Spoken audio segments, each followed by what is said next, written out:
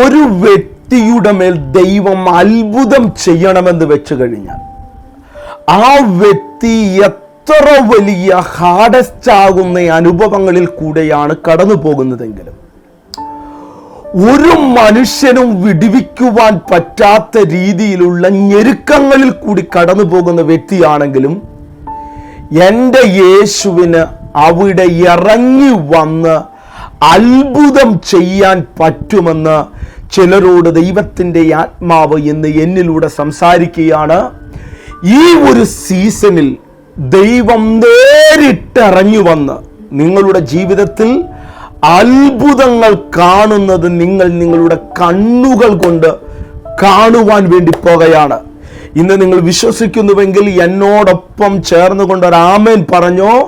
ഇത് നിങ്ങളുടെ സീസണാക്കി ദൈവം മാറ്റുവാൻ വേണ്ടി പോകുകയാണ്. ഞാൻ ക്രിസ്തുവിൽ നിങ്ങളുടെ സഹോദരൻ ബ്രദർ ലിജു കോടിയാട്ടിൽ. ലോകത്തിന്റെ വിവിധയിടങ്ങളിൽ എന്നെ കാണുകയും കേൾക്കുകയും ചെയ്യുന്ന എല്ലാവർക്കും വേഗം വരാമെന്ന് അരുളി ചെയ്ത യേശുക്രിസ്തുവിന്റെ നിസ്തുല്യമായ നാമത്തിൽ എൻ്റെ സ്നേഹവന്ദനം അറിയിക്കുന്നു. ഇന്ന് ദൈവികം നിയോഗത്തിൽ നിന്നുകൊണ്ട് ഒരു ദൈവശബ്ദം ഞാൻ കൈമാറാം. വലിയ ദൈവിക മഹത്വം നിങ്ങൾ നിങ്ങളുടെ ജോലികളിൽ കാണാൻ പോകുകയാണ്, നിങ്ങളുടെ ബിസിനസ്സിൽ കാണുവാൻ പോകുകയാണ്. നിങ്ങളുടെ ജീവിതത്തിൻ്റെ എല്ലാ മേഖലകളിലും വലിയ ദൈവിക മഹത്വം അനുഭവിക്കുന്ന ഒരു ദിവസമാക്കി ദൈവാത്മാവ് തീർക്കുവാൻ വേണ്ടി പോകുകയാണ്. യേശുവിൻ്റെ നാമത്തിൽ അതങ്ങനെ തന്നെ സംഭവിക്കുകയാണ്.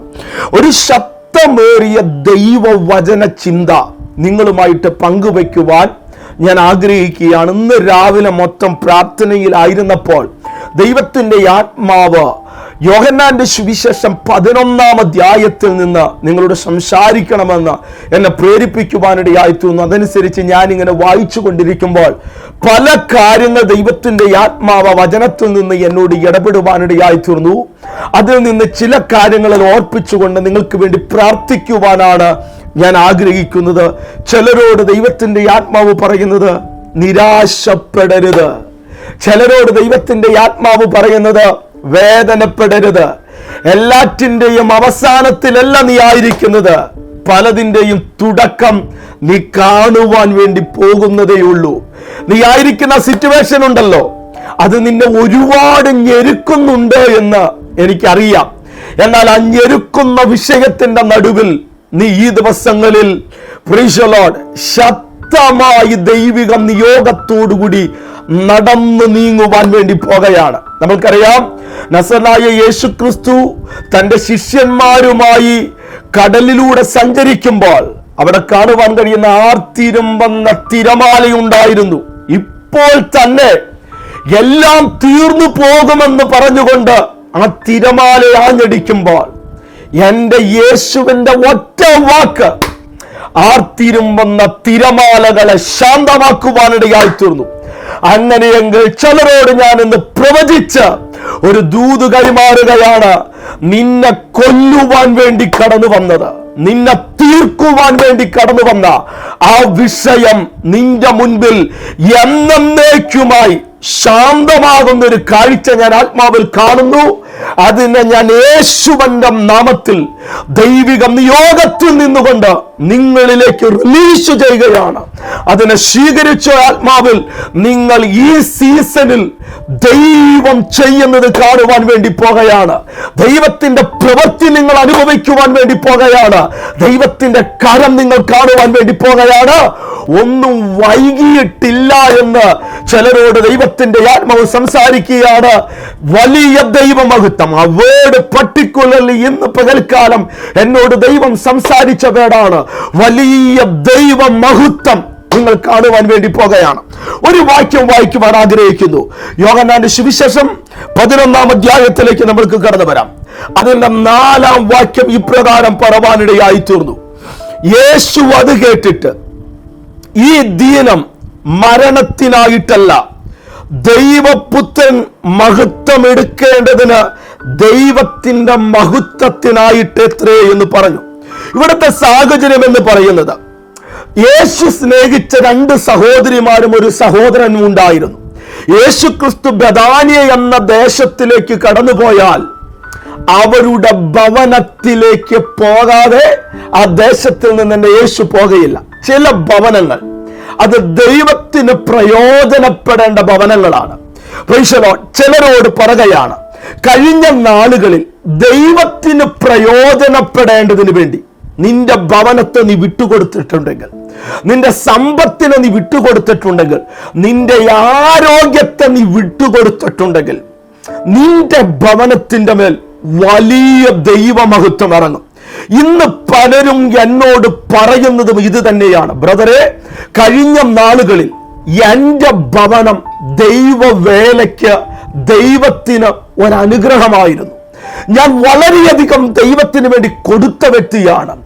എൻ്റെ ആരോഗ്യം ഞാൻ കൊടുത്തു, എൻ്റെ സമ്പത്ത് കൊടുത്തു, എൻ്റെ ഭവനം വിട്ടുകൊടുത്തു. എന്നാൽ ഇന്ന് ഞാൻ ആയിരിക്കുന്നത് ഒരു പ്രത്യേക ലെവലിലാണ്.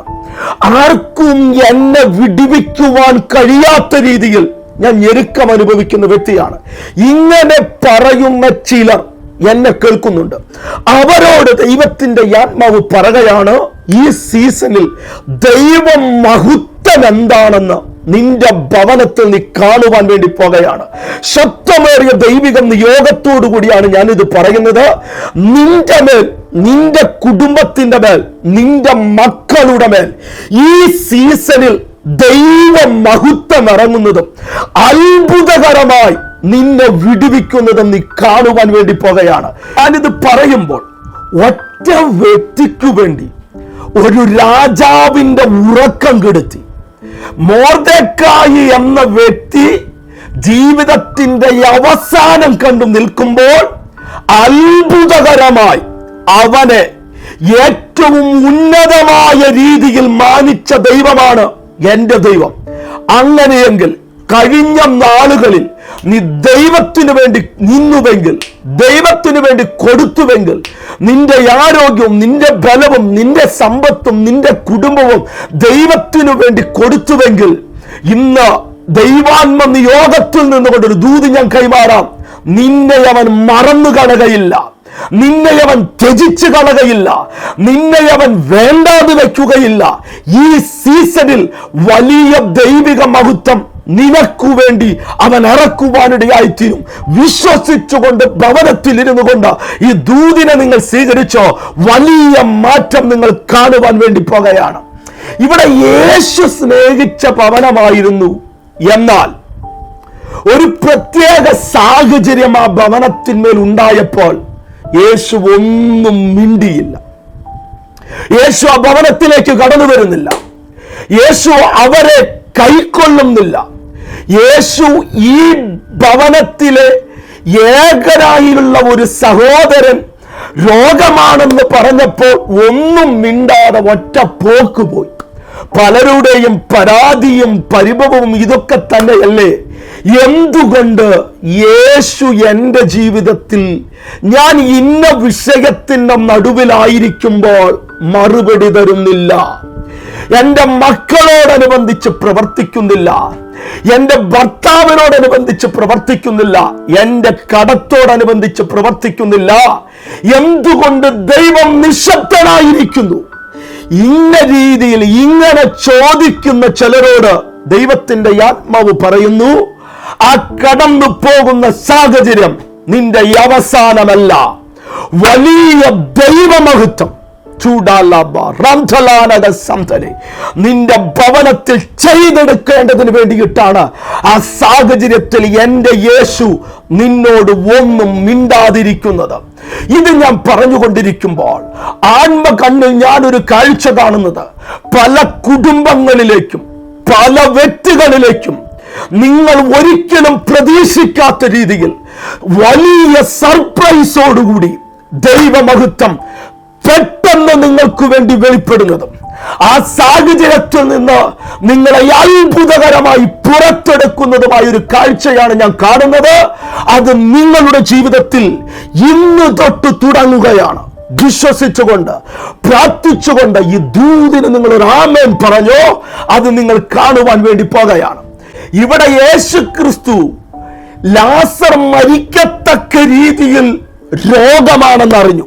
യേശുവിന്റെ ചരിത്രം പഠിച്ചു കഴിഞ്ഞാൽ വീടുകൾ കയറിയിറങ്ങി രോഗികളെ സൗഖ്യമാക്കിയ ദൈവമാണ് നമ്മളുടെ ദൈവം. യേശുക്രിസ്തുവിന്റെ പരസ്യ ശുശ്രൂഷയിലെ ചരിത്രം പഠിച്ചു കഴിഞ്ഞാൽ തന്റെ അടുക്കലേക്ക് ആര് കടന്നു വന്നിട്ടുണ്ടോ അവരെ മൊത്തം സൗഖ്യമാക്കി വിട്ടിട്ടുണ്ട്. ആരൊക്കെ ദാവീദ് പുത്ര എന്ന് ഉറക്കെ വിളിച്ചിട്ടുണ്ടോ അവരുടെ മേൽ അത്ഭുതകരമായ വിടുതലുകൾ എന്റെ യേശു ചെയ്തിട്ടുണ്ട്. അസാധാരണമാകുന്ന ശുശ്രൂഷയാണ് യേശുക്രിസ്തുവിന്റെ തുടക്കം തൊട്ട് ഇപ്പോൾ ലാസറിന്റെ ഭവനം വരെയുള്ള ആ ബ്രാക്കറ്റ് പീരീഡിൽ യേശു ചെയ്തു തീർത്തത് മൊത്തം. എന്നിട്ടും ലാസർ ദീനമായി കിടക്കുന്നു എന്ന് പറയുമ്പോൾ യേശു ഒന്നും മിണ്ടുന്നില്ല. ഒറ്റ പോക്കാണ്.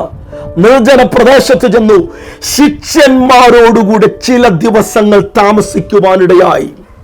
ഞാൻ പല പ്രാവശ്യം ഈ മെസ്സേജ് പരാമർശിച്ചിട്ടുള്ളൊരു ഭാഗമാണ്.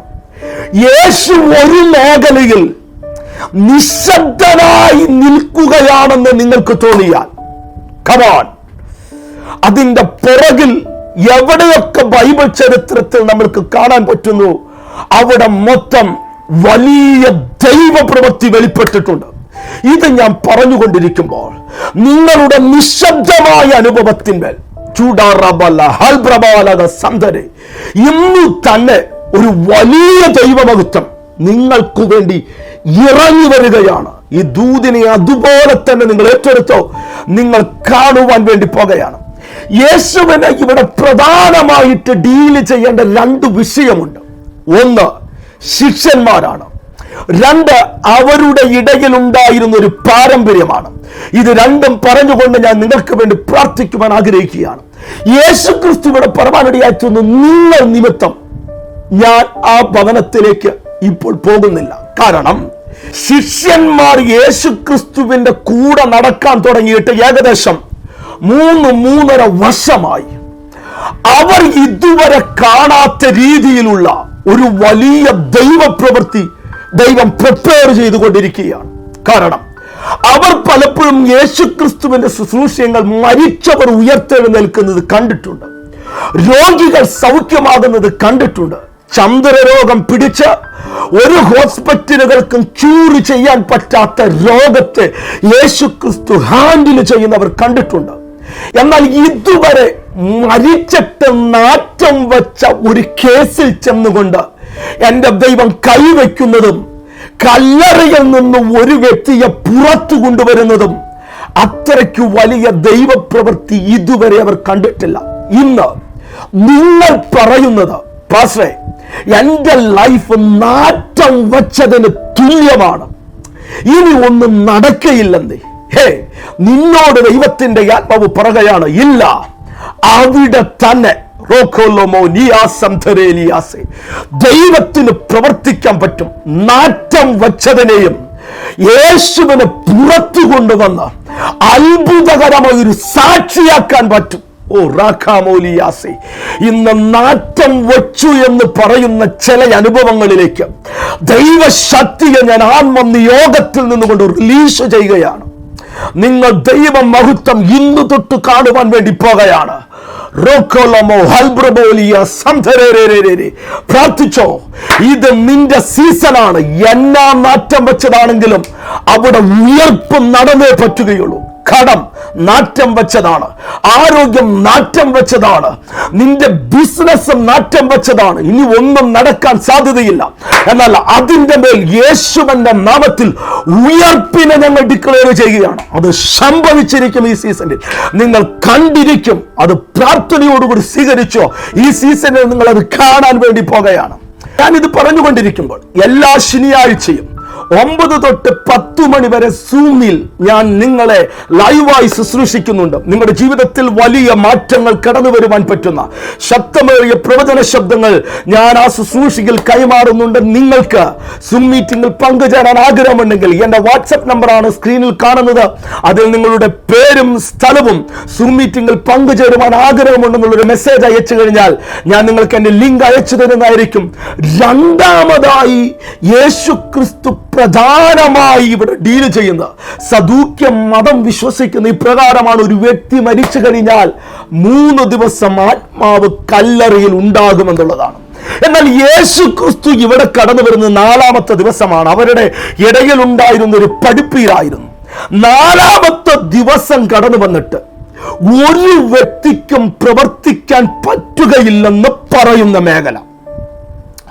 ഇനി ഒന്നിനാലും ഉയർപ്പ് നടക്കുകയില്ല. അതുകൊണ്ടാണ് സഹോദരിയോട് പറഞ്ഞത്, അവനെ വെച്ചത് എവിടെയെന്ന് കാണിച്ചു തരുവിനെന്ന് പറഞ്ഞപ്പോൾ യേശുക്രിസ്തുവിനോട് പറയാനിടയായി തീർന്നു, അവൻ മരിച്ചു ചില നാളുകളായി, ഇനി ഉയർപ്പ് നടക്കാൻ സാധ്യതയില്ല, ഇനി പുനരുത്ഥാനം നടക്കുന്നത് അവസാന നാളുകളിലായിരിക്കും. എന്നാൽ എൻ്റെ ദൈവം ചില ട്രഡീഷനുകളെ പൊളിക്കുവാൻ വേണ്ടിയിട്ടാണ് ഈ ഭൂമിയിലേക്ക് കടന്നു വന്നത്. ചിലരിട്ട ബൗണ്ടറികളെ ഈ സീസണിൽ എൻ്റെ ദൈവം പൊളിക്കുവാനിടയായിത്തീരും. ഇൻക്യൂറബിൾ എന്ന് പറയുന്ന ബൗണ്ടറികൾ ഇനി ഒന്നും നടക്കില്ല. ഹോസ്പിറ്റലുകൾ പറഞ്ഞത് ഇൻക്യൂറബിൾ ആണ്, ഇതിന് സൗഖ്യമില്ലെന്നാണ്. ഡോക്ടേഴ്സിന്റെ മേൽ ഓപ്ഷൻ ഇല്ല എന്നാണ് പറഞ്ഞത്. എന്നാൽ ഇൻക്യൂറബിൾ എന്ന് പറയുന്ന ബൗണ്ടറികൾ ഇന്ന് യേശുവിന്റെ നാമത്തിൽ അതിനെ ഞങ്ങൾ ബ്രേക്ക് ചെയ്യുകയാണ്. അത്ഭുത സൗഖ്യം വ്യക്തികളുടെ മേൽ വെളിപ്പെട്ടു വരട്ടെ. യേശുക്രിസ്തു നേരെ കടന്നു ചെന്ന് ആ കല്ലറയുടെ അടുക്കൽ വെച്ചുകൊണ്ട് ഇപ്രകാരം പറയാനിടയായി തീർന്നു, ലാസറെ പുറത്തു വരിക. നാറ്റം വെച്ച് 4 ദിവസമാണെങ്കിലും ഉണ്ടാകട്ടെ എന്ന വാക്കിനാൽ ഉള്ളതുപോലെ വിളിച്ചു വരുത്തിയ ആ യേശുവിന്റെ വാക്കിന് മുമ്പിൽ മരിച്ച് 4 ദിവസം കഴിഞ്ഞതാണെങ്കിലും നിശബ്ദമായിരിക്കുവാൻ പറ്റുകയില്ല. ആ വാക്കിന് മുമ്പ് റെസ്പോണ്ട് ചെയ്തേ പറ്റുകയുള്ളൂ. കാരണം ക്രിയേഷനെ മൊത്തം, സൃഷ്ടിയെ മൊത്തം തന്റെ വാക്കിനാലാണ് സൃഷ്ടിച്ചത്. ഇന്ന് ചിലരോട് ദൈവത്തിന്റെ ആത്മാവ് ദൂത് കൈമാറുന്നത് ഇത് തന്നെയാണ്. എത്രയും പോസിബിൾ ആകട്ടെ, എന്നൊക്കെ നടക്കില്ലെന്ന് പറയുന്ന അന്തരീക്ഷത്തിന്റെ നടുവിലാണെങ്കിലും ആ ഉണ്ടാകട്ടെ എന്ന വാക്കിനാൽ ഉള്ളതുപോലെ വിളിച്ചു വരുത്തിയ അവന്റെ വാക്കിന് മുമ്പിൽ കീഴ്പ്പെടാത്തതായി ഒന്നുമില്ല. യേശുവിന്റെ നാമത്തിൽ നിങ്ങൾ ആയിരിക്കുന്ന കുരുക്കുകളിൽ നിന്ന്, നടക്കയില്ലെന്ന് പറയുന്ന കേസുകളിൽ നിന്ന്, ആ സാമ്പത്തികമാകുന്ന ക്രൈസിസിൽ നിന്ന് നിങ്ങൾ പുറത്തു വരികയാണ്. അത്ഭുതത്തെ ഞാൻ യേശുവിന്റെ നാമത്തിൽ ഡിക്ലെയർ. അത് ഇന്ന് തൊട്ട് നിങ്ങൾ കാണും. അവസാനം വലിയ ദൈവിക മഹത്വം സകല ജനവും കാണുക ദൈവം ചെയ്തെടുക്കുവാനിടയായിത്തീർന്നു. ഈ സീസണിൽ എല്ലാവരും കാണുക വലിയ ദൈവമഹത്വം നിന്റെ ഭവനത്തിലേക്ക് ഇന്ന് വരികയാണ്. അത് പ്രാർത്ഥനയോടുകൂടി നിങ്ങൾ ഏറ്റെടുത്തോ. നിങ്ങൾ ഈ സീസണിൽ കാണുവാൻ വേണ്ടി പോകുകയാണ്. ഞാൻ നിങ്ങൾക്ക് വേണ്ടി പ്രാർത്ഥിക്കുവാൻ ആഗ്രഹിക്കുകയാണ്. നിങ്ങൾ ഇന്നു തൊട്ട് ഒരസാധാരണമാകുന്ന രീതിയിലുള്ള ദൈവമഹത്വം നിങ്ങളുടെ ഭവനങ്ങളിൽ കണ്ടു തുടങ്ങുകയാണ്. പ്രത്യക്ഷമായ ദൈവിക മഹത്വം നിങ്ങളുടെ മേൽ വെളിപ്പെട്ടു വരികയാണ്.